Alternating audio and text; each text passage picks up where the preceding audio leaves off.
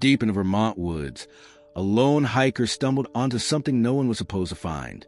Buried under roots and rust, an old safe whispered of secrets long forgotten. When he pried it open, what spilled out wasn't just gold. It was a ledger of crimes, confessions, and names tied to the town's most powerful families. The discovery shook the community to its core, leaving gasps echoing through town hall. Why was it hidden for over a century? And who would stop at nothing to keep it buried? This is the story of a safe that unearthed the truth. Before we continue with this story, make sure to subscribe to the channel, as we have a special story that'll be released soon. The forest in late October carried a silence that felt older than the land itself. Daniel Keller adjusted the strap of his weathered pack and pushed aside a curtain of damp branches. The official trail had ended a quarter-mile back, but something about the faint line in the undergrowth ahead tugged at his instincts. He had been hiking these Vermont woods for years, mapping abandoned logging paths and forgotten stone walls that once marked property lines. Yet this narrow passage winding through birch and pine was not on any of the maps he trusted. It looked less like a trail made by men and more like something that had forced its way into being, as if the forest itself had grown around it to conceal its presence. He paused, glancing back at the wider path behind him. Most hikers would have turned around, dismissing the overgrown cut as an animal run. But Daniel wasn't most hikers.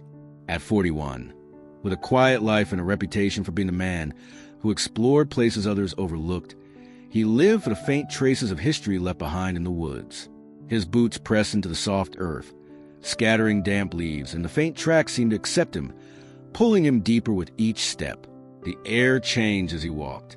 The stillness was heavier, the kind of silence where even birdsong disappeared. Only the distant drip of water from the last morning rain echoed through the pines. Sunlight tried to filter down, but the canopy above pressed close, knitting together in a way that left the ground in perpetual dusk. He brushed past brambles that clung to his jacket, as though urging him to turn back. Still, he moved forward. Daniel thought of the stories old loggers told when he was a boy, about trails that never stayed in the same place twice, about clearings that shifted and swallowed men whole. He had always dismissed them as exaggerations meant to spook children, but standing there, it was difficult not to remember.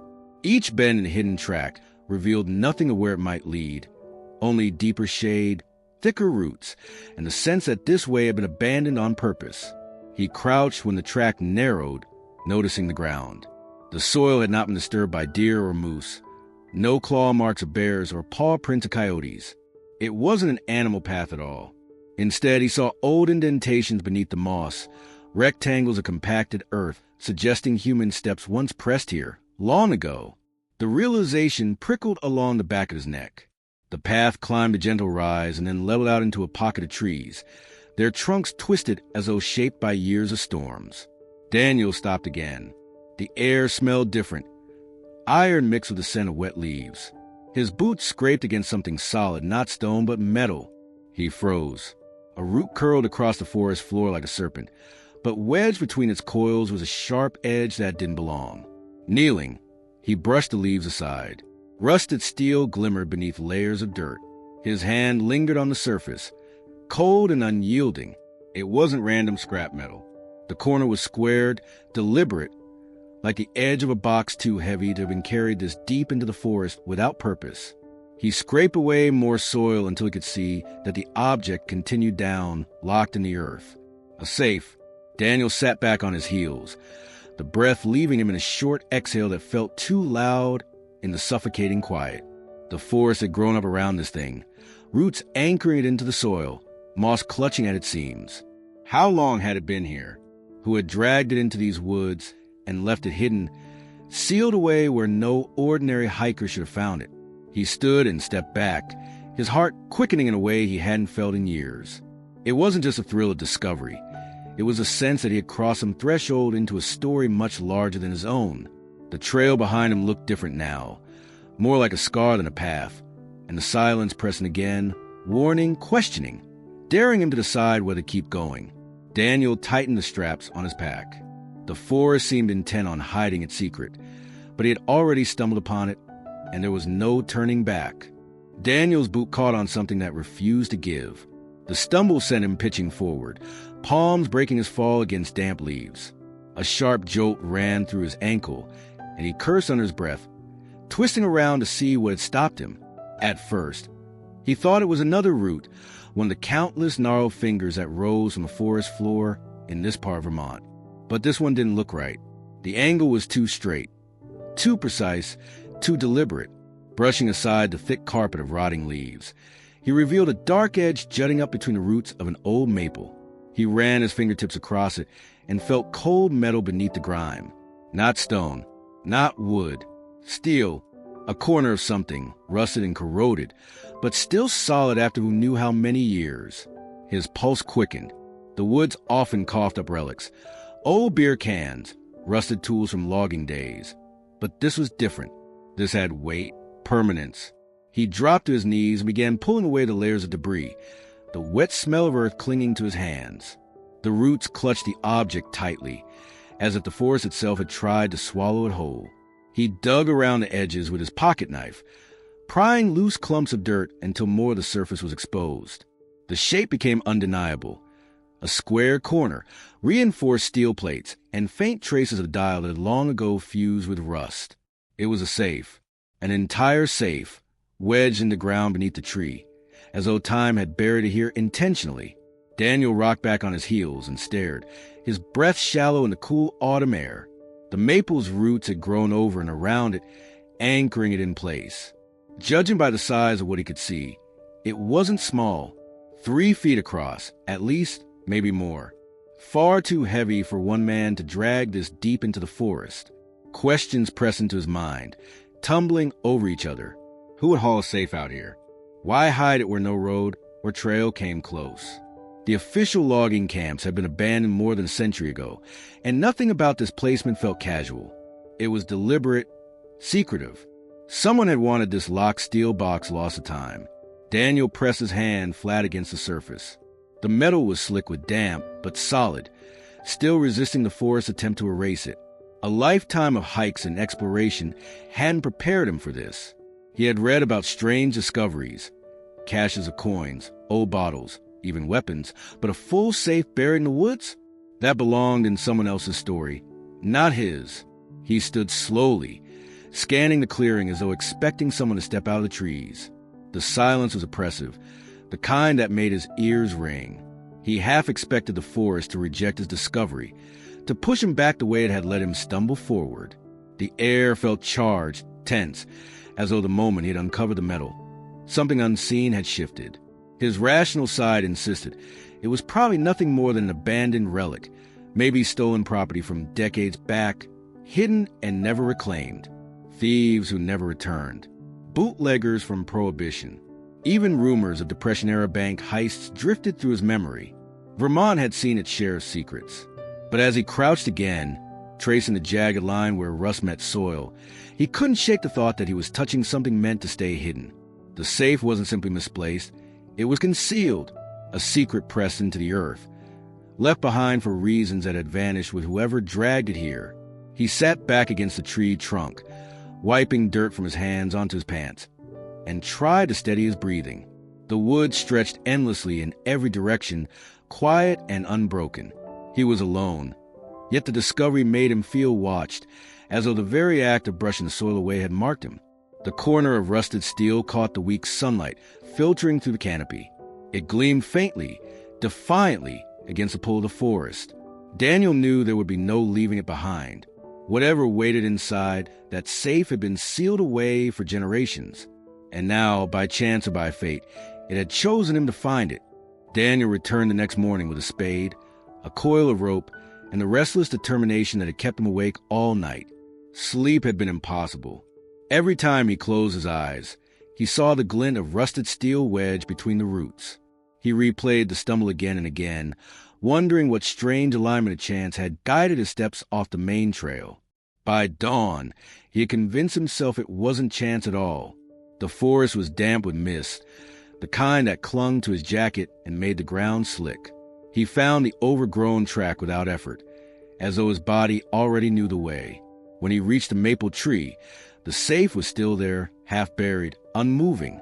The sight of it filled him with both relief and unease. It hadn't been a dream. Daniel set to work immediately. He stabbed a spade into the soil, prying loose earth around the exposed corner. Each thrust rang with a dull thud as metal resisted his effort. He scraped away clumps of moss, tugged at roots that refused to loosen, and dug until sweat beaded on his forehead despite the cold morning air. The more he uncovered, the larger the safe revealed itself to be. By midday, his arms ached and his back protested with every motion. He sat down, chest heaving, and wiped his brow. Only half the safe's frame was visible, and already he could tell it was impossibly heavy. The steel was thick, reinforced, and sunk deep into the soil as though it had been resting there for more than a lifetime. He tried to budge it, wrapping the rope around one corner and pulling with his full weight. The safe shifted no more than an inch before settling back into its grave. The futility of the effort settled on him like a weight of its own. Alone, he would never get free. Pulling his phone from his jacket, he hesitated. Who could he trust with this? Word of such a discovery would spread fast in a small town. A safe hidden in the woods carried promises of treasure, and promises like that drew out every kind of greed. He thought of neighbors who would descend on it with crowbars and cameras, of strangers who might already be roaming these woods if word got out. Only one name came to mind: Claire Matthews. She had been his closest friend since their college days, now working as a park ranger. If anyone understood both the rules of the forest and the importance of discretion, it was her. When she answered, her voice was brisk, carrying the rhythm of someone already deep into her shift. "Daniel, you sound like you've seen a ghost." "Not a ghost," he said, glancing at the rusted steel protruding from the earth. "Something stranger. I need you to come out here." There was a pause. "You're in the woods again." "Yes, and I don't know what I found. A safe, buried, old, too heavy to move. I can't explain it." Silence stretched between them, then the sound of Claire exhaling sharply. "Text me your location. Don't do anything else until I get there." An hour later, Daniel heard the crunch of boots on leaves and looked up to see Claire pushing through the underbrush. She wore her ranger's jacket, her hair tied back, her face equal parts skepticism and curiosity. "You'd better not have dragged me out here for a broken stove or some old tractor part," she muttered, brushing aside branches. Then she saw it. The color drained from her cheeks. "Daniel, that's not junk." She crouched, brushing her gloved hand along the corroded surface. Her eyes traced the welded seams, the faint outline of what had once been a dial, now locked under decades of rust. "That's a safe. I told you. But here, there's no road access for miles. No way anyone could drag this out without leaving a mark." Daniel nodded. "And yet here it is." They circled the safe together, examining the parts still trapped beneath soil. The maple's roots had claimed it, twisting over the top like skeletal fingers. The earth smelled sharp where Daniel had dug it open, a mixture of rust and rot. Claire straightened, folding her arms. "This doesn't make sense.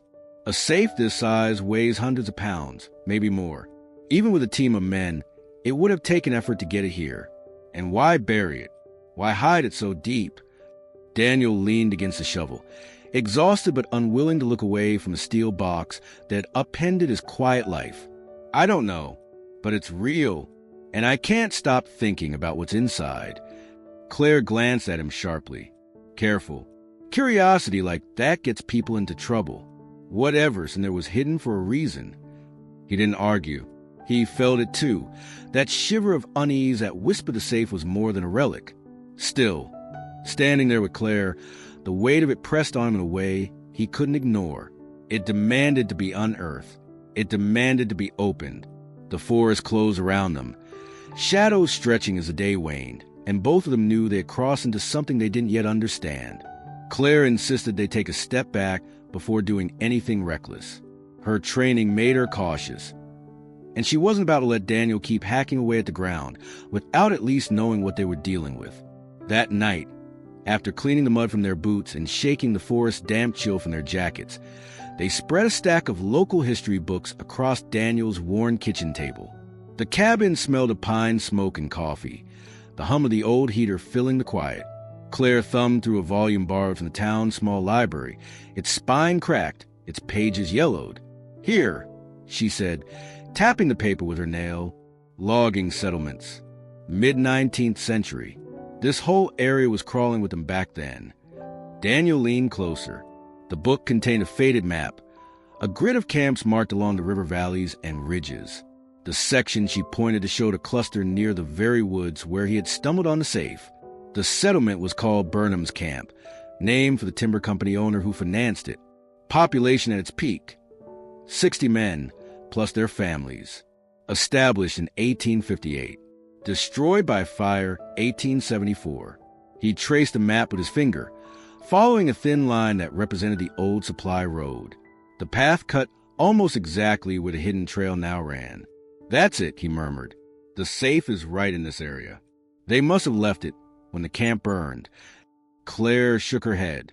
"Maybe, but if that's true, we need to be careful. Fires like that didn't just happen. Most times they were blamed on carelessness, but sometimes," she let the thought hang. Daniel pulled another book closer, a collection of local legends gathered by a high school history teacher decades ago. The stories were written in plain, uneven prose, as if recorded directly from the mouths of old-timers. One passage described Burnham's camp in detail. Its mill on the river, its bunkhouses crowded with immigrant workers, and its notorious foreman, Elias Cutter. The account called him a hard man, one who kept a whip in his office to remind men of their place. The entries grew darker. Wages often arrived late from the company, sometimes not at all. Rumors spread that Cutter skimmed from the payroll, keeping coin and bonds meant for the workers. Then came the fire, a blaze that began after midnight, sweeping through the bunkhouses with terrifying speed. By dawn, half the camp was ash, the mill destroyed, the families scattered. No bodies were recorded, though several men were never seen again.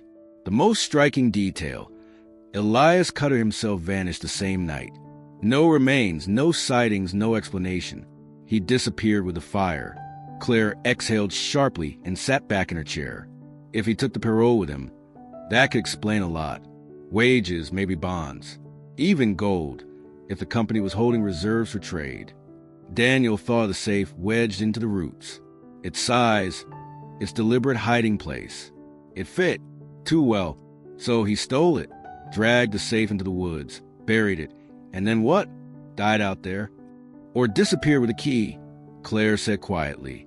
The possibilities shifted the air between them. The safe was no longer just an object in the dirt.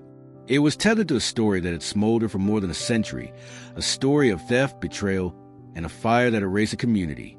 Daniel pushed the books aside and rubbed his temples. If this is true, the safe doesn't just belong to me. It could be tied to descendants of those workers. Or worse, to the company that never paid them. Imagine the legal mess. Claire's ranger's instinct sharpened. And imagine the people who wouldn't care about legality at all. Word spreads, Daniel. People will come looking. The cabin settled into silence, broken only by the pop of wood in the stove. Daniel stared at the flame, seeing not firelight but the imagined inferno that once consumed Burnham's camp. He pictured men waking to smoke, women clutching children, the foreman slipping into the forest with stolen wages, leaving nothing but ash in his wake. Somewhere out there, under that maple tree, the echoes of that night had survived in steel and rust. And now, because of a misstep on a hidden trail, they had come calling again. Daniel hauled a bucket of water from the pump behind his cabin, the metal handle clanking against the rim with each step. He set it down beside the safe, which now sat on a pair of wooden planks across his porch. It had taken the better part of the day, ropes, and a rented hand winch from a neighbor's shed just to drag the heavy box out of the earth. His arms still ached, his lower back throbbed, and his palms bore new blisters. But it was here, against all logic, against every warning Claire had spoken under her breath. He had brought it home. The safe was heavier than it looked, a squat iron thing, its once black paint eaten away by time and weather. Rust mottled every surface in shades of orange and brown, creeping like rot. The hinges had fused, the steel warped, and the top corner bore a dent that looked like it had come from an axe or a hammer. Someone had tried to force their way in long ago and failed. Daniel dipped a rag into the bucket and began scrubbing at the front plate. Mud streaked away, revealing a circle of corroded metal where the lock mechanism sat. The dial was there, barely. Its numbers were faint, nearly erased by rust, but still discernible if the light hit at the right angle. He leaned closer, rubbing carefully, until he could trace the shallow etchings of digits with his fingertip. Around the dial, a jagged gouge marked where someone had struck it again and again, with enough force to bend the surrounding steel. Whoever they were, they hadn't wanted this lock opened in the proper way. They had tried to destroy it. Daniel swallowed, uneasy at the thought. Why not take the time to spin the combination, unless the numbers had been lost, unless the key was gone, or unless what lay inside was too urgent, too dangerous to leave waiting? He scraped away more corrosion with the edge of a flathead screwdriver, careful not to damage the markings further. Beneath the dial, a second discovery emerged. A keyhole, small, narrow, almost hidden within the design of the faceplate. It had been concealed beneath layers of dirt and time, but there it was, as undeniable as the numbers. Daniel sat back, rag dangling from his hand. Combination and key. The safe had been designed to require both. The realization made his skin prickle. Whoever had placed it in the woods had not trusted a single lock, not trusted even himself perhaps. Two safeguards for something of unusual value, or unusual danger. He imagined Elias Cutter, the foreman from Burnham's camp, wrestling with the same steel box on the night of the fire. Flames tearing through bunkhouses, men shouting, the crack of timbers collapsing, and Cutter dragging this weight into the trees. Had he meant to open it later, once he was safe? Did he lose the key in his flight? Or had the combination died with him? The box left to rust in silence? Daniel touched the dial again, turning it slowly. It resisted, stiff and uneven, but it moved. The faint click of tumblers echoed inside, muffled but still alive. The sound made his pulse leap. After more than a century, the mechanism still functioned. The thought was intoxicating. The keyhole, though, remained silent. He had no key, no way of knowing whether it had been destroyed, lost, or hidden with Cutter's bones somewhere in the forest. He could feel the layers of mystery compounding. A stolen parole, a vanished foreman, a fire that erased a camp. And now this lock, dual-layered and scarred by violence, sitting on his porch like an accusation. Claire arrived just as dusk began to stretch long shadows across the cabin clearing. She stopped when she saw the safe position like an altar. Daniel crouched beside it with tools scattered at his knees. "You dragged it out," she said flatly. "I couldn't leave it there," he replied, his voice low but unshaken. She approached slowly, her ranger's eyes scanning the battered faceplate. Her hand brushed over the gouges in the dial. Someone tried to kill this thing, and failed. Claire bent closer, noticing the keyhole. So it needs both. That's unusual. It means it was never meant to be easy to open, Daniel said. Whatever's inside, they wanted it guarded. Claire straightened, folded her arms. Or hidden forever. They stood in silence. The forest beyond the porch quiet except for the whisper of wind through pine. The safe sat between them, heavy, impenetrable, carrying the weight of everything unsaid. Neither of them spoke the truth out loud, but both understood it in the marrow of their bones. Some secrets were locked away for good reason. And yet, now that the rusted combination had revealed itself, now that the dial still clicked faintly beneath Daniel's fingers, neither of them could resist the need to know. The tavern in Stonefield had always been a place where stories grew faster than weeds, and Daniel should have known better than to walk through its door that evening. He had gone in only to quiet his nerves, to sit for a while with a beer and the low hum of voices around him. But small towns had long memories, and smaller ones had sharper tongues. By the time he leaned on the worn oak counter, the safe had already found its way into conversation. At first, it was subtle. Two men at the back table lowered their voices when he passed, their eyes darting toward him before looking away. A woman at the bar nudged her companion, murmuring something that made him raise his brows. Daniel tried to ignore it, focusing on the amber glass in front of him, but whispers have a way of spreading like smoke in dry brush.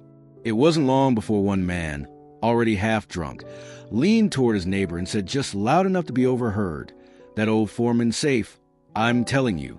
Been waiting in those woods since the fire. Another voice cut in from the next stool. Safe like that ain't from no logging camp. More likely bootleggers. They ran whiskey through these hills during Prohibition. My granddad swore he saw barrels buried out near the ridge. Could be cash from a run gone wrong. Laughter rolled across the room, but it wasn't the dismissive kind. It was the laughter of men entertaining the possibility of hidden fortune. A group of younger locals pressed closer to listen, their wide-eyed silence betraying their eagerness. Daniel kept his head down, but every word reached him. A third man spoke in the far corner, his voice slow, deliberate. Not whiskey, not lumber. Soldiers. You remember the story about the unit that came back from Europe with pay chests missing? Some said they vanished on the train route through Vermont. Maybe someone hit them, waiting for the heat to die down.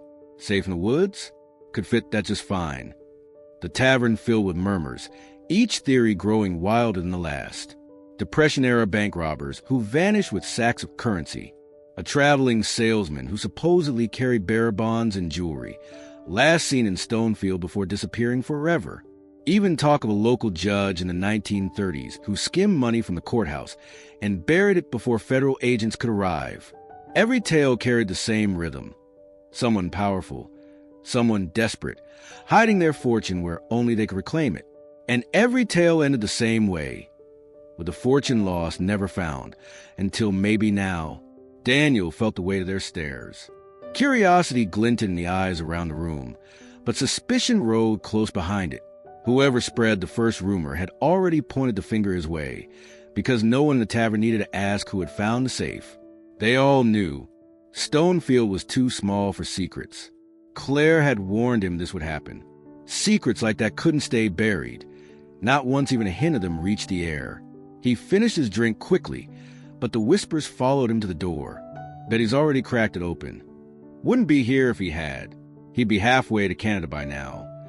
Unless he's hiding it. The last voice, muttered with just enough venom, cut him deeper than the others.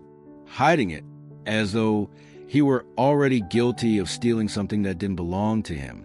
Out on the street, the night air was cool, carrying the scent with smoke from nearby chimneys. Daniel walked fast, his boots striking against the sidewalk, the voices still circling in his head. It no longer mattered whether the safe held money, documents, or nothing at all. In the eyes of Stonefield, it was treasure, and treasure had a way of poisoning even honest men. By the time he reached his truck, his decision had hardened. The safe could not stay on his porch much longer. Not with the town watching. Not with the whispers swelling into full stories. Whatever truth lay inside, it had to be found soon, before rumor turned to something far more dangerous. The first time Daniel noticed them, he tried to convince himself it was nothing more than his imagination. He had been sitting on the porch late into the evening, the safe hulking silently beside him like an unwanted guest, when he saw the faint glow of headlights filtering through the trees. They lingered too long on the dirt road before cutting off, leaving the woods to swallow the silence again. He stood there in the half-dark, listening for the sound of doors or boots on gravel, but nothing came. Only the forest wind moved, restless in the branches. The next night, it happened again. This time, it wasn't headlights, but the crunch of footsteps somewhere beyond the tree-line. He turned down the lantern in his cabin and peered out through the window. At first, all he saw was a sway of shadows, but then he caught it. Movement, deliberate, human. Someone standing just beyond the reach of the clearing, half concealed by the undergrowth. They didn't call out, didn't approach, only lingered long enough for Daniel's heart to pound before retreating into darkness. When he told Claire the following morning, she didn't smile or shake her head the way he had hoped. Instead, her face hardened in a way that unsettled him more than the strangers had. "You're being watched," she said flatly, pouring herself a cup of coffee at his kitchen counter. "The whole town's buzzing about that safe, and some people won't be content with whispers. Curiosity doesn't stay harmless forever." Daniel rubbed the back of his neck. "Maybe it's kids. Teenagers daring each other to sneak up here. You know how stories spread." Claire shook her head. "Teenagers don't stand motionless in the woods for half an hour. That's patience. That's purpose. Whoever it is, they want to see what you'll do with it." Her certainty made his stomach tighten. He looked toward the porch where the safe sat under a tarp. The shape of it was impossible to disguise. Too square, too heavy, too deliberate. Anyone with half a mind could guess what it was. That night, Daniel stayed up later than usual, lantern extinguished, sitting in the dark with only the faint glow of embers in the stove. At first, the forest was quiet, but as the hours stretched, he felt it again, the sense of eyes pressing in from the tree lean. Then came the low snap of a twig, the hushed cadence of whispered voices. He rose slowly, easing the door open without a sound. From the shadow of his porch, he scanned the clearing. 2 figures this time. He could make out their silhouettes against the faint silver of moonlight. One crouched low, studying the ground near the edge of the cabin's clearing, while the other stood watch. They were too far to see faces, but the posture was unmistakable, deliberate, focused. Not lost hikers. Not kids. Daniel's breath caught in his throat. He thought about calling out, demanding they leave, but some instinct told him silence was safer. Instead, he stepped back, letting the door ease shut, his pulse rattling in his chest. By dawn, they were gone, but the signs remained. Footprints in the damp soil, cigarette butts pressed into the mud, a broken branch near the path that led back toward the main road. He crouched to study them, dread pooling in his chest. These weren't accidental wanderers. They had been scouting. Claire returned that afternoon, called by the message he had sent before dawn. She crouched over the tracks, lips pressed thin. "They'll be back," she said. "You got something they want, and they're patient enough to wait until you slip up." Daniel felt the words settle on him like lead. Until now, the safe had been a mystery, a puzzle to solve. But standing in the clearing with his friend's warning ringing in his ears, it became something else entirely. A beacon, drawing not just curiosity, but hunger. That evening, as the forest deepened into dusk, Daniel set the lantern on the porch and sat beside the safe. Its surface was cold beneath his hand, the dial scarred and stubborn. He stared into the line of trees, knowing they were out there, waiting. The game had shifted. It wasn't about what lay inside the safe anymore. It was about who would claim it first. The rain had stopped hours before, leaving the woods slick and heavy with the scent of wet earth. Daniel sat at his workbench with the safe pulled close under the glare of a single hanging bulb. The iron box looked no less immovable despite his days of effort. Its surface still bruised with rust, its dial frozen in place. But tonight, he wasn't relying on guesswork or brute strength. On the bench lay a set of tools he had borrowed from Ezra Hollander, the retired locksmith who kept a cluttered shop on the edge of town. Ezra had looked in with narrowed eyes when Daniel asked for them, muttering about liability and caution. But in the end, the old man handed them over with the quiet resignation of someone who understood the pull of mystery too well. The picks and tension wrenches gleamed faintly in the light, their edges sharp and delicate. Daniel slid one into the warped keyhole and felt the resistant metal catch. His hands shook with the kind of focus born of desperation, each movement exaggerated in the silence of the cabin. For hours he worked, his ear pressed close, listening for the faintest click within the tumblers. Sometimes he thought he heard it, only to realize it was nothing but the creak of the cabin timbers settling. Sweat gathered on his brow despite the chill that seeped through the walls. The dial proved harder. Years of corrosion had nearly fused it solid, but with oil worked carefully into the cracks and the slow, patient pressure of pliers, he felt it give. The mechanism inside whispered alive, grudging but intact. That small sound, metal against metal, tumblers shifting after a century of silence, sent a shiver through him. He spun slowly, stopping at numbers that had almost vanished, their markings faint shadows. He remembered Ezra's advice. You don't force a lock like this. You coax it. The steel remembers, even if you don't. By the time the first tumbler fell into place, dawn's pale light was beginning to seep into the clearing outside. Daniel froze, heart thudding. He adjusted his grip, tried another slow turn, and felt a second fall, then a third. The keyhole resisted, but when he shifted the tension wrench, there came a deep metallic click that echoed through the box like a groan from its very bones. The sound filled the room, louder than it should have been, final and undeniable. He stepped back, breathing hard, and stared at the handle. It was stiff, rusted and nearly solid, but it moved when he pulled. A groan rolled out, long and heavy, as the door edged open. Dust spilled from the crack, the air inside stale with a century of confinement. For a moment, Daniel hesitated, struck by the enormity of what he was about to see. He reached for the lantern, tilted it toward the opening, and peered inside. Bundles filled the cavity, stacked carefully, wrapped in thick oilcloth that had hardened with age. The cloth was stained, edges brittle, but still intact, still protecting whatever lay inside. The bundles were arranged with deliberate care, not thrown in haste. Whoever had placed them there had known exactly what they were doing. Daniel pulled the first bundle free. It was heavier than it looked, the cloth stiff under his fingers. He set it gently on the bench, then lifted out another and another, until the safe's hollow interior was lined with empty shelves. Each bundle carried the same strange weight, not just physical but historical, the kind that made the air feel thick around him. Claire arrived just after sunrise, her boots crunching in the damp soil outside. She stopped in the doorway when she saw him bent over the bundles. Her eyes widened at the open safe, its door yawning like a mouth that had kept a secret too long. "You got it open," she whispered. Daniel nodded, unable to look away from the parcels on the table. "They're sealed. Whoever put them here didn't want them touched."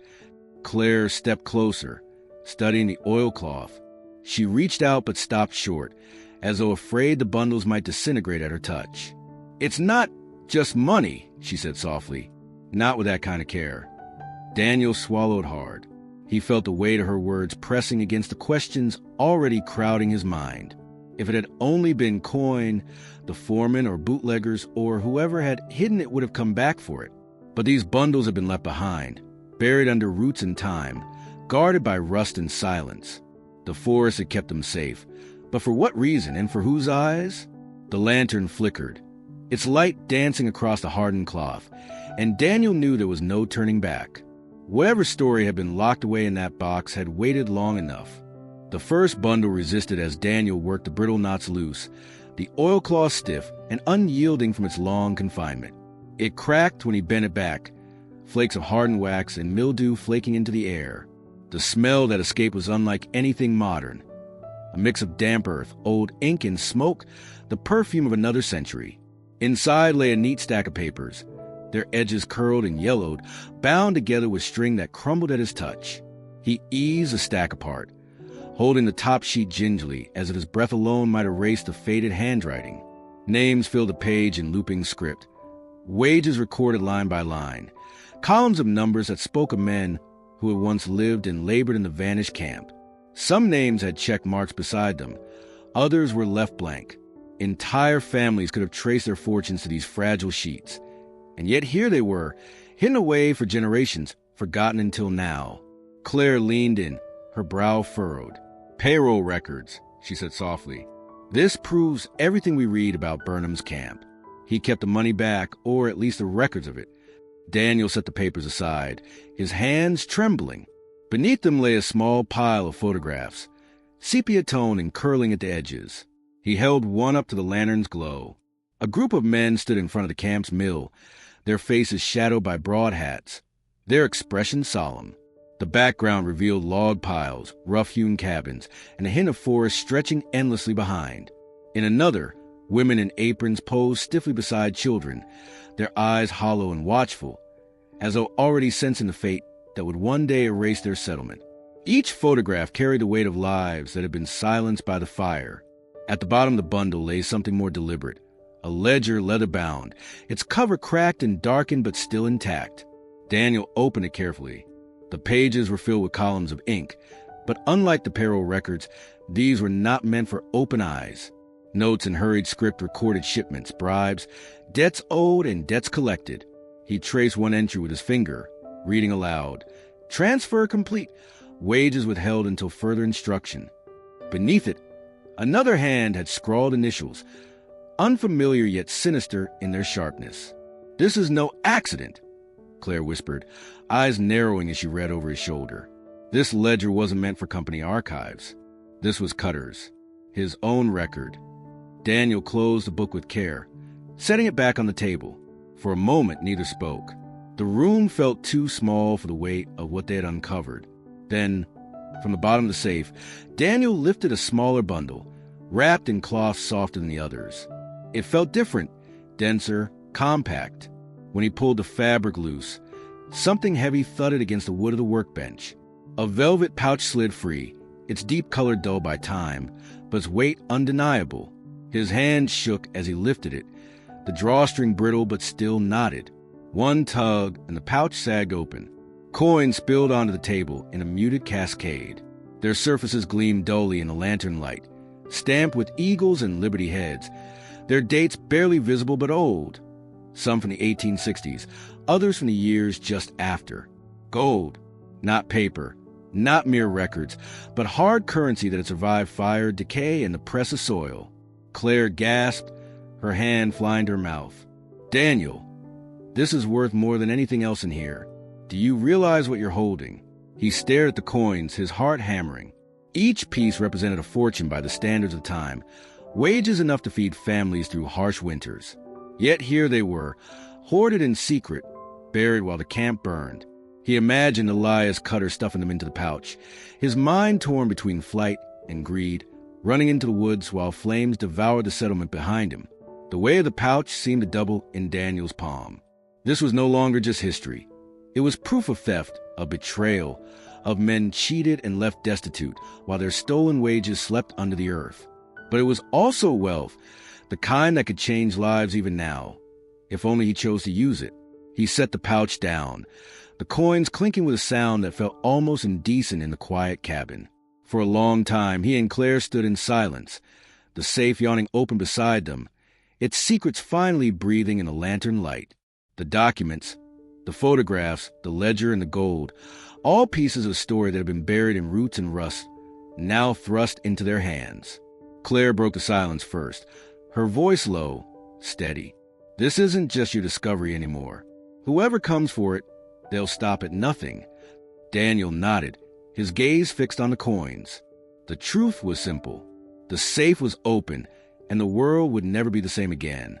The leather crackled faintly as Daniel opened the ledger again, laying it flat against the workbench.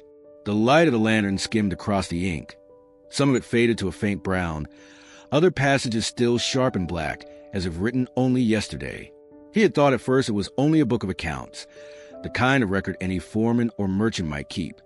But as he traced the columns and scribbled notes more carefully, the truth began to emerge. This was not a simple tally of wages or lumber shipments. It was a map of choices, betrayals, and disappearances. The entries were written in two distinct hands. The first was neat, deliberate, with careful rows of figures. It recorded the ordinary flow of camp life.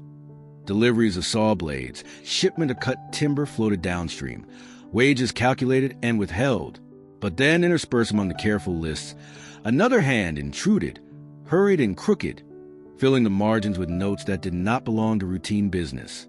Daniel tilted the book, bringing the ink closer to the light. He read aloud in a whisper, as though saying the words might make them real. Paid in silence. 2 weeks, no questions. Below that, another note. Shipment rerouted to Concord. All accounted for, Cutter aware. Claire, seated across from him, leaned closer. Her expression hardened as her eyes scanned the page. These aren't just numbers. They're deals. He flipped forward, turning brittle pages with care. The notes grew darker. Names appeared, not lists of workers to be paid, but individuals marked with single lines through their entries. Some bore a short word beside them, settled, removed, or most chilling of all, resolved. Daniel's throat tightened as he studied one particular page. A man named John Avery, listed first with his monthly wages. Beside his name, the crooked hand had scrawled, refused, taken care of.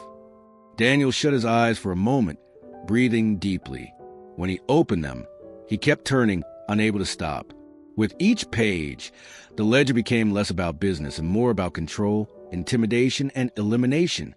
Lumber shipments were tied to initials that repeated, appearing beside strange notations like payment secured or route cleared. Certain deliveries were marked with symbols rather than words, as though to obscure their meaning. At the bottom of one page, dated only weeks before the fire that had destroyed the camp, a single line chilled him to the bone. Final account closed. Those remaining will not return. Claire drew back, her face pale. This isn't just about stolen wages. They covered up deaths. Men vanished, and this... She tapped the page with one finger, her voice sharp. This ledger is the only record of it. Daniel leaned back, staring at the book as though it might lunge at him. The weight of it felt heavier than the gold coins.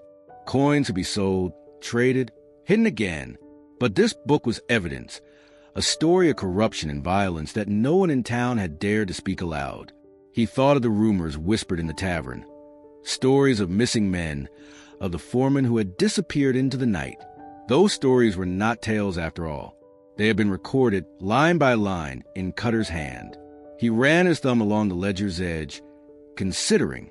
Decades had passed since the camp burned, but the names written here were not abstractions. They had descendants. Families in surrounding valleys might still wonder why their grandfather or great-uncle never came home. This book had the answers, but also carried danger.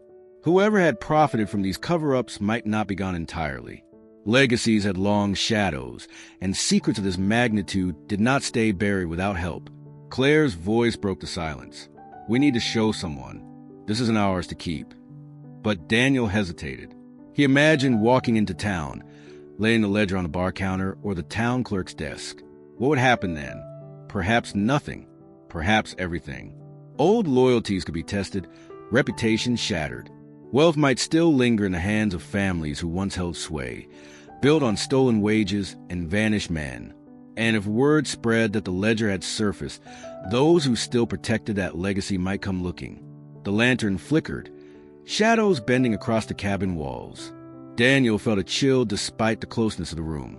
He knew he couldn't simply tuck the ledger back inside the safe and pretend it had never been found. The writing was too damning, too precise. It suggested not only theft, but a conspiracy that had reached beyond the woods, into towns and offices where decisions carried weight. The names tied to shipments and payoffs might lead back to men who had built more than just a logging camp. He closed the book slowly, the crack of its spine sharp in the stillness.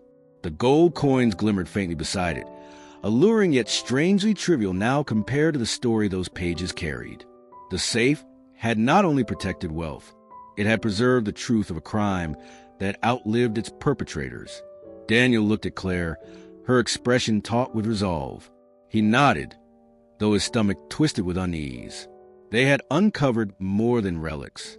They had stumbled into the heart of a secret someone, even now, would not want revealed. The knock came just after dawn, heavy enough to rattle the cabin's thin door. Daniel, who had been sitting at the table staring at the closed ledger, rose stiffly and opened it to find Sheriff Allen Moore standing on the porch. The man's broad frame filled the doorway, his uniform jacket unbuttoned at the throat, his expression carved into a mask of restrained irritation. Behind him, the mist still clung low over the forest floor, carrying the smell of damp earth. "Morning, Keller," the sheriff said, voice low, as though mindful of unseen ears. "Mind if I come in?" Daniel stepped aside, and the sheriff crossed the threshold, removing his hat and brushing dew from the brim. His eyes scanned the room quickly, settling for a fraction too long on the safe, still wedged against the far wall. Daniel closed the door and stood by the table, uncertain whether to offer coffee or keep his distance. The sheriff didn't wait for pleasantries. Word travels fast around here. Too fast. I've already had calls from the county office, and I haven't even written my report. Daniel frowned. Report? I didn't. You didn't have to. The sheriff cut in. He dropped his hat onto the table with a soft thud, leaning both hands on the back of a chair. You go finding a safe out in the woods, word was bound to get out. But Keller, you should know something. Once people think there's money or something worth fighting over, you won't just have neighbors asking questions. You'll have scavengers. You'll have men who don't mind breaking a lock or a jaw to get their hands on it. Daniel said nothing. He thought of the strangers Claire had spotted near the cabin just nights before, shadows watching from the trees. The sheriff's warning carried weight because Daniel had already felt it pressing in. Sheriff Moore studied him for a long moment, then lowered his voice. I don't care what's in that box. Gold, paper, or ghosts. It's not my job to covet it. But you should understand what you've stirred up. There are folks in this county who'd kill to keep their granddaddy's name clean, and others who'd kill just to pocket whatever you found. You think you can hold both of them off from inside this little cabin. Daniel's throat felt dry. So what do you want to do? The sheriff exhaled through his nose, pacing once across the floor. Officially, I should confiscate it. Evidence. Historical property. Maybe federal, depending on what's inside. But let's be honest. That ledger, his eyes flicked again to the table where the book lay closed. It's not just history. It's dynamite. You drag that into court, and suddenly every family tree in this valley is called into question. Do you understand? Lawsuits, property disputes, accusations of murder stretching back a century. It'll tear this county to shreds. Daniel looked down at his hands, feeling grime under his nails from nights spent prying at rusted hinges. So, you're telling me to bury it again? The sheriff didn't answer right away. He pulled the chair out and sat, his weight making the legs creak. I'm telling you, be careful. Right now, only a handful of people know what you've got. But that circle will widen. It always does. And when it does, you're to find out that treasure doesn't bring out the best in people. It brings out the worst. Silence settled between them, broken only by the faint hiss of the lantern. Daniel thought of the gold coins glinting in their velvet pouch, tempting but finite. He thought of the ledger, its pages heavy with names and secrets that reached farther than any coin ever could. One was currency, the other was power. Both could destroy lives. The sheriff rose again, collecting his hat, his face drawn in lines of fatigue. I won't pretend I didn't warn you. Whatever you do next, it's on you. But keep this in mind. Not everyone who comes asking will knock first. He stepped back onto the porch, the mist curling around his boots. Before he left, he added one last sentence, his eyes sharp beneath the brim. If I were you, Keller, I'd decide quick whether that safe's a blessing or a curse. The door shut softly, but the weight of the warning lingered, heavier than the safe itself. The night had fallen thick around the cabin, a velvet dark cut only by the hiss of the lantern on Daniel's table. The ledger sat open before him, its leather cracked and flaking at the edges, its pages heavy with the damp weight of time. Claire leaned over his shoulder, her brow furrowed as she traced one of the inked names with her fingertip. Her silence stretched, heavy and uneasy, until she finally spoke in a voice low enough to sound like a confession. These aren't just laborers, she said. Look here, these are families I know, families that still run this town. Daniel's throat tightened as he read the line again. The ink was faded but legible, names entered with a meticulous hand, each followed by tallies of wages, shipments, and notes scribbled in margins that made his skin prickle. Some entries were simple enough. Timber counts, supply orders, but others were different. They spoke of payoffs, of silencing costs, of discrepancies to be handled. One, written in a darker, almost angry scrawl, bore the name of foreman in the note. Disposed, no questions to be asked. He flipped through more pages, the story unfolding in crooked lines of ink. Men had gone missing after the fire of 1874, their wages left unpaid, their families unanswered. Official records from the period had always attributed it to chaos, to lives lost in the blaze, to poor documentation. But here, in the cramped script of a long-dead hand, the truth was preserved. These weren't accidents or bureaucratic failures. They were cover-ups. Claire sank into the chair opposite him, her ranger's jacket still damp from the evening air. You realize what this means, she said. These weren't just crimes. These were killings, and the ones responsible didn't vanish in that fire. They built their lives on it. Daniel studied her, noting the way her hands tightened around the armrest as though she were bracing herself against the thought. You think their families knew? He asked quietly. They had to, she replied. We're not talking about strangers. These are the same names on the bank downtown, on the lumberyard, on half the land deeds in this county. They didn't just inherit money. They inherited the silence that kept it hidden. The realization seeped into Daniel slowly, like the chill of cold water. For a century and a half, the town had lived with these families as pillars of its community. Their names graced buildings, funded schools, carried influence in elections. Yet here, in a moldy ledger that by all rights should not exist, was evidence that their prosperity had been laid on bones and ash. Claire turned a page and exhaled sharply. This one, additional sum to E. Brant for discretion. The Brant family still runs a hardware store. Do you know how long they've been sitting on the council? Generations. And the Mays, look here, payments to them too. Their grandson's on the county board right now. The names blurred in Daniel's vision. It wasn't just history anymore. It was the present, threaded into the faces he passed in town, the voices that had already begun whispering about the safe. These weren't ghostly echoes. These were living legacies, still holding power, still benefiting from secrets written down in this book. Why keep a record of it all? Daniel murmured, running his hand across the brittle paper. Claire shook her head. Arrogance, maybe, or control. Whoever wrote this needed proof, something to hold over the others. This wasn't just bookkeeping, it was leverage. The word made the air in the cabin feel heavier. Leverage, a tool to bind families in silence, to make sure no one spoke of what had happened in 1874. If the ledger had been lost forever, buried beneath roots and rust, the silence would have stretched on unbroken. But now it was open on his table, and its very existence threatened to unmake the town's carefully preserved history. Claire closed the book gently, as though afraid it might crumble at her touch. Daniel, she said, her eyes locking with his, this isn't just about curiosity anymore.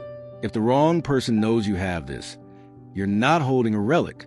You're holding a weapon, and they'll do whatever it takes to take it from you. The words settled deep, echoing the sheriff's warning, but heavier still, because now Daniel understood the reason.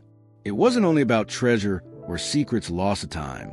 It was about power, who had it, who wanted it, and who would fight to the death to keep it. Outside, the forest stretched silent and endless, but Daniel felt no peace in it. He stared at the closed ledger, at the cracked leather and the faint smell of oil and age, and he realized something he hadn't before. The safe had not been hidden in the woods by chance. It had been buried there deliberately, sealed away to prevent this book from ever reaching the light again. And now, by digging it up, he had pulled more than steel and paper from the earth. He had pulled up a truth that was never meant to be seen, a truth that still pulsed through the veins of the town like a wound refusing to close. The storm had come in fast, sweeping down from the northern hills with a suddenness that always caught the unprepared. By the time Daniel returned from a supply run into town, the trees were swaying like mastheads and the rain was falling in long, silver ropes that blurred the world.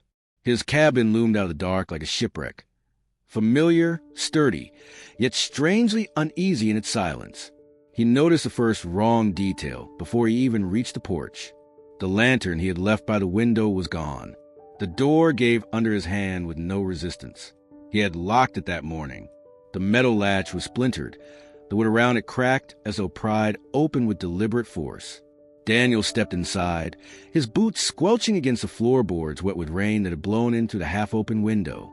The air carried a smell he did not know, sweat and leather, the residue of someone else's presence lingering after they had gone. His eyes went straight to the corner where the safe had been moved.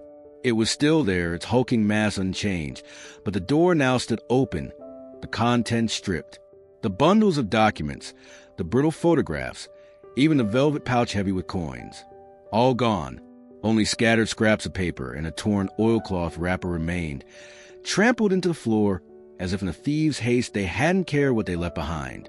Daniel's breath grew shallow as he turned in place, scanning the room. The chair by the table was overturned, his drawers pulled open, clothes tossed about, as if someone had been searching for more. His lantern had been knocked from the shelf, its glass shattered across the rug. He picked up a shard and held it in his palm, its edge glinting faintly in the flicker of lightning through the window. For a moment he felt hollow. Everything had been taken, every piece of evidence that might have told the forgotten story of the camp, the ledger that had connected the living to the crimes of the dead. It was as though the silence of 1874 had reached out again, determined to reclaim what little had slipped its grasp. But then he noticed Claire's handwriting. A small folded note sat wedged beneath the overturned lampstand, out of sight unless one looked closely. He crouched, unfolding it with fingers that trembled not from fear, but from a strange new certainty. The paper was damp, the ink smudged, but the words remained. Asterisk in case they find it before we're ready. The map is hidden with the tools. Asterisk. Daniel moved quickly, pulling aside the heap of firewood by the hearth until he uncovered the old metal toolbox Claire had brought him weeks before. Inside, beneath coils of rope and a rusting lantern key, was a folded map. Its edges were brown with age, the ink drawn in careful lines that marked the hills and waterways north of the logging camp. A cross had been scratched deep into one corner, accompanied by a single word written in an unfamiliar hand, burial. He sat back on his heels, the wind rattling the shutters as though the forest itself was whispering. Whoever had broken into the cabin had taken everything they thought mattered, but they hadn't known about Claire's foresight. They hadn't found the map, and that changed everything.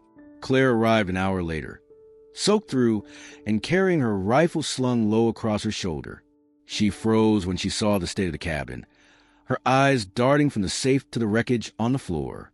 "They got here before us," she said quietly, her voice edged with both anger and dread. "They missed this," Daniel replied, handing her the folded map.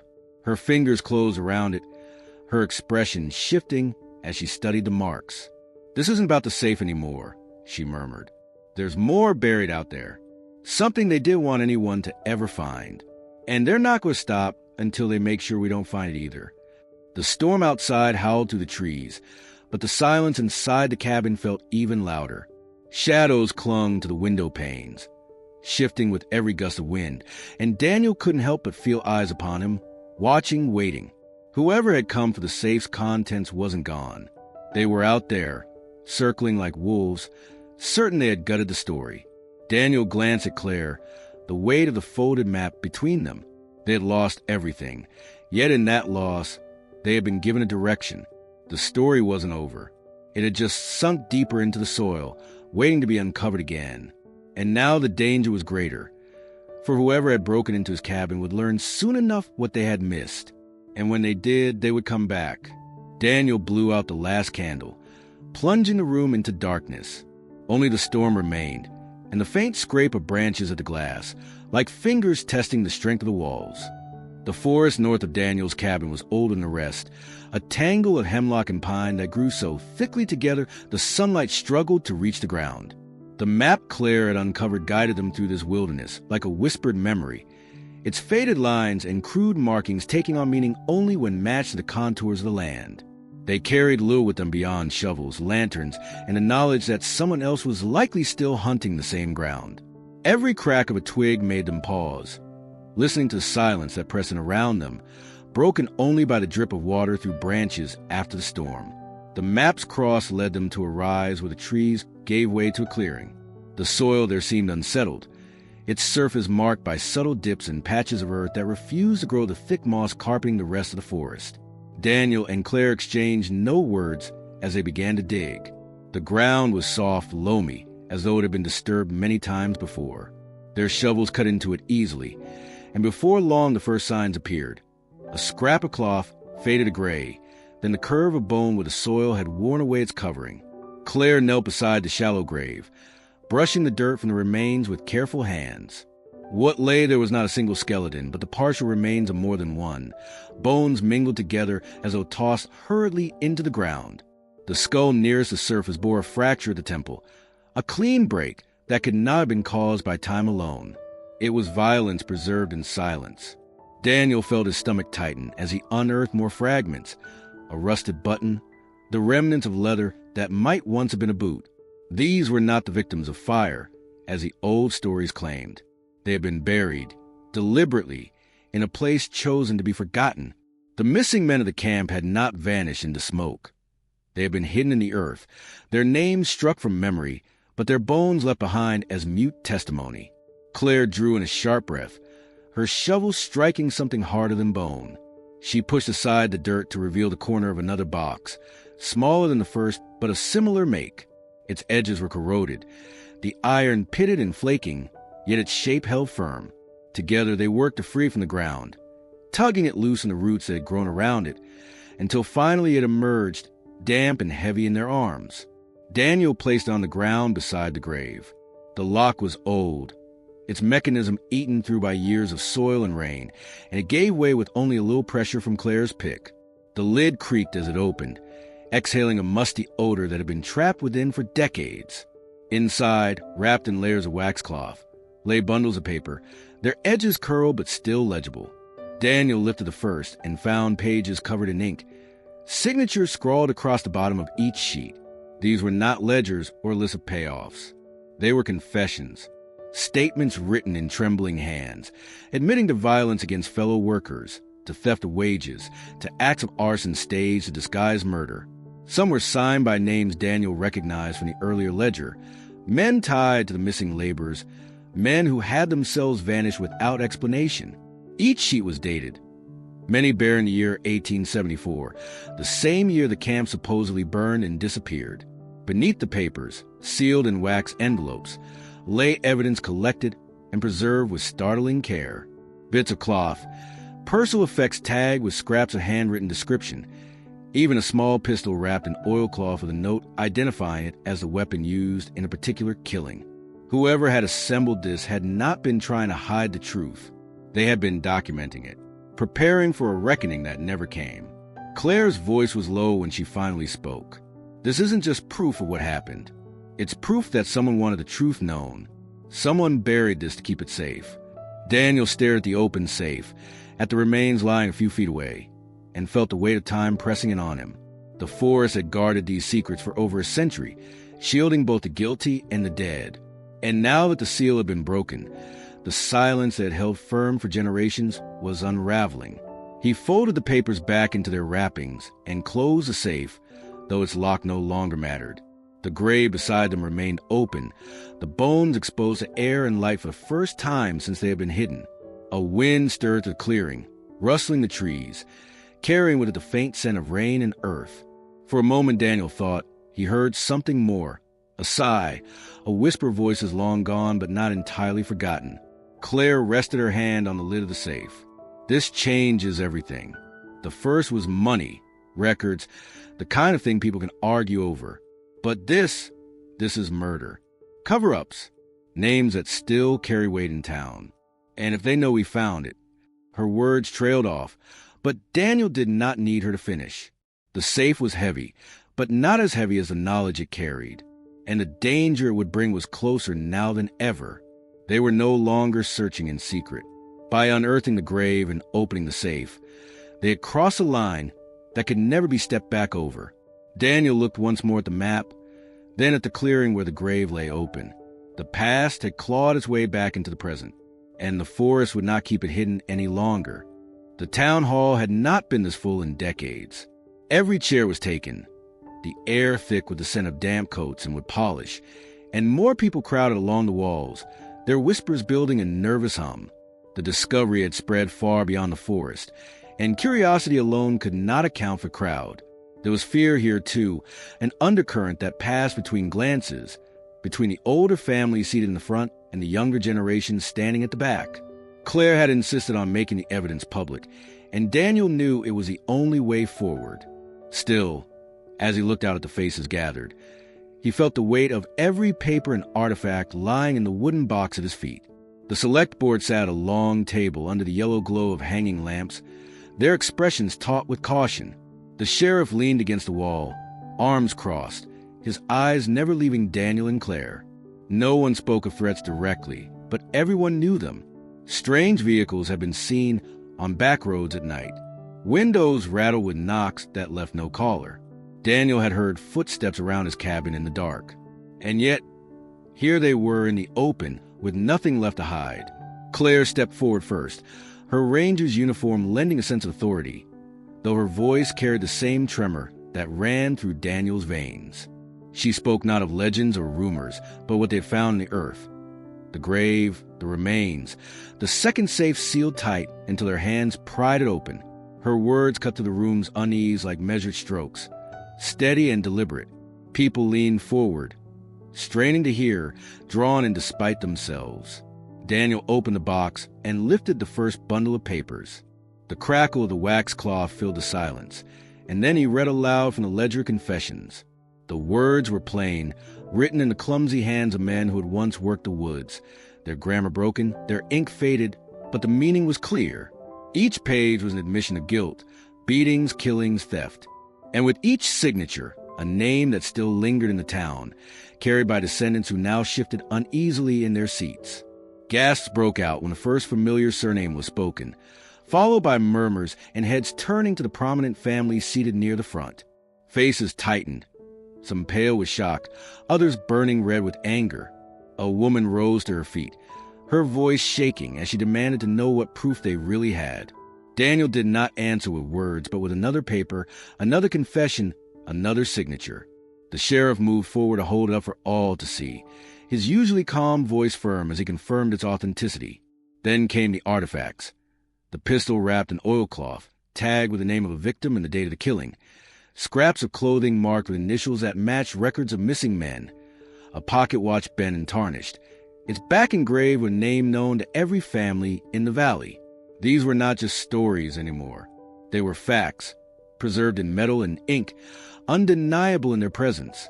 The tension snapped when an elderly man in the back rose, his cane trembling in his grip. His family name had been read from the ledger only minutes earlier. He admitted, in a low, cracked voice, that he had grown up hearing whispers of a fire that was not a fire, of men who never came home, of money that never made it to the workers' hands. His grandfather had always warned never to ask questions, never to stir the past. Now, as he looked at the evidence spread out before him, tears traced down his weathered face. He whispered that the silence had been a cage, holding the truth for generations. The crowd erupted, not in applause, but in shock and disbelief. Gasps echoed against the high ceiling as the reality of what lay before them sank in. Families once considered untouchable were implicated in murder and theft.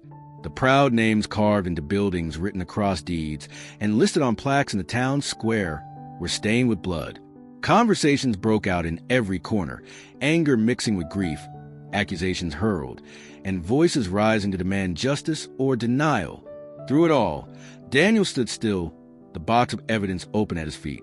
He realized then that what he had unearthed was never treasure in the way people imagined. The gold coins had been a distraction, the safe a decoy.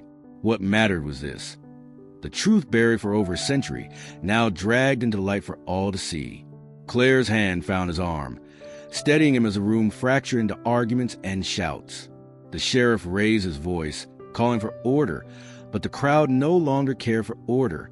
The weight of silence had finally broken, and in its collapse came the release of a century's worth of buried guilt and pain. Daniel felt a strange calm in the chaos. He had not chosen this path, had not asked to trip over a safe buried in the woods. But now he understood. The forest had kept its secrets long enough. The gas that filled the hall was not just shock, it was history, finally exhaling. And as it did, the people of the town faced a reality that what they had inherited was not only land and names, but also the shadows of those who came before.